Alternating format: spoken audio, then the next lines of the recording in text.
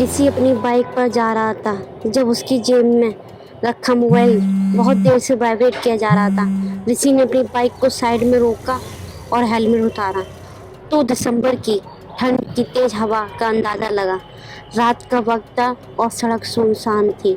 Vibrate होता हुआ mobile उसने अपनी पॉकेट से निकाला तो देखा 1% ही बैटरी बची थी और फ़ोन उसकी बीवी निधि का था। जल्दी से फ़ोन रिसीव किया कि वो बता दे कि वो रास्ते में और 1 घंटे में पहुंच जाएगा, लेकिन फ़ोन उठाने के साथ ही एक आवाज़ आई। फिर वो अपनी घर की ओर चल दिया तो रास्ते में उसे एक बस स्टॉप मिला। वहीं पर एक पे फ़ोन था तो उसने सोचा कि अभी टाइम लगेगा पहुंचने में, तब तक मैं अपनी बीवी को बता देता हूं कि मुझे 1 घंटा लगेगा आने में। वो उस बस स्टॉप पर गया और देखा वहाँ पर कोई नहीं था। वहाँ पे एक भिखारी बैठा था और पे फ़ोन लगा था। उसने फ़ोन उठाया और कुछ अपनी पॉकेट में से कॉइन निकाले और फ़ोन करने लगा। फ़ोन तो नहीं गया, लेकिन जैसे ही उसने फ़ोन रखा और घर की ओर चला तभी एक रिंग बजी। उसने शायद सोचा कि मेरी वाइफ को मिस कॉल चली गई होगी, तभी उसने कॉल बैक किया। तो वो जल्दी से आया और उसने रिसीव किया तो दूसरी तरफ से आवाज़ आई। ऋषि कुशवा, उम्र 40 साल, बीवी का नाम निधि, जन्मदिन 17 जनवरी 1947, बैंक बैलेंस 3,23,717 रुपए और शादी की तारीख 4 जनवरी 2013।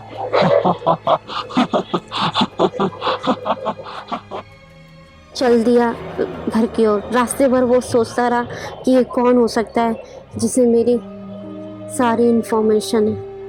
ऐसा कौन हो सकता है? पूरे रास्ते उसके दिमाग में यही चलता रहा। जब वो घर पे पहुंचा तो निधि को देख के उसे खुशी हुई। उसने निधि को कुछ ना बताना ही ठीक समझा।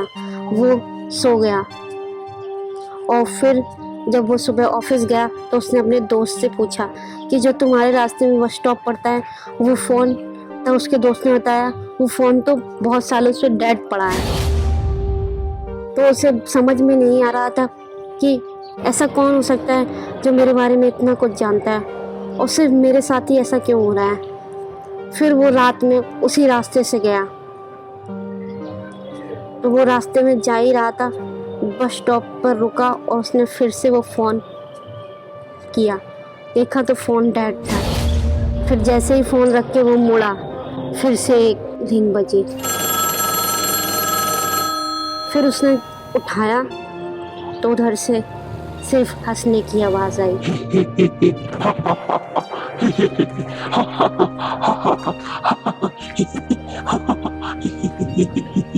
तो वो चिल्लाता रहा, हेलो हेलो, कौन कौन कौन। कोई नहीं बोला।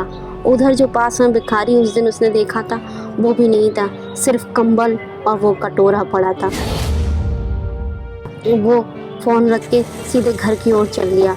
रास्ते में आ ही रहा था कि सामने से एक ट्रक ने उसे तेज़ी से आके ट्रक से उसकी टक्कर हुई, लेकिन वो अब कैसे भी करके उसने अपने आप को संभाला, घर के लिए निकल गया।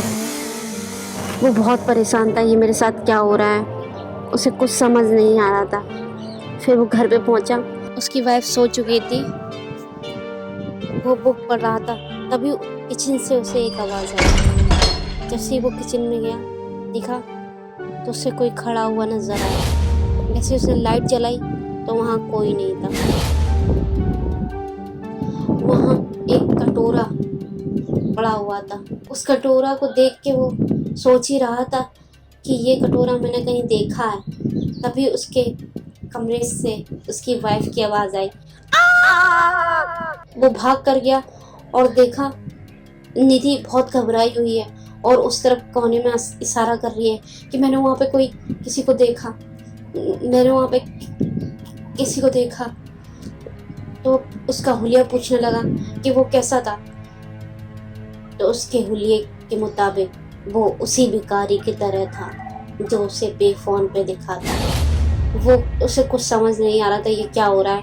उसने पूरे घर की लाइट जलाई और आराम से उसकी वाइफ को सुलाने लगा।